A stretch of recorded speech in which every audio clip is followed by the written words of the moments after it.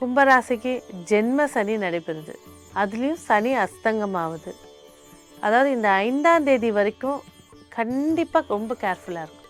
உணவாக இருக்கட்டும், ட்ராவலாக இருக்கட்டும், ஃப்ரெண்ட்ஸாக இருக்கட்டும், ஆஃபீஸாக இருக்கட்டும், கம்பெனியாக இருக்கட்டும்.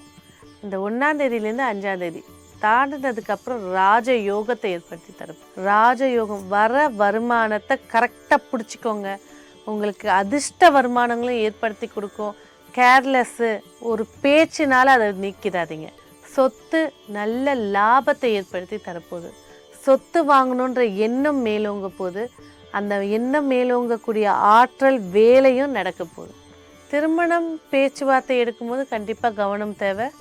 திருமணம் சார்ந்த விஷயங்கள் இந்த மாதம் தவிர்க்கிறது சிறப்பாக இருக்கும்.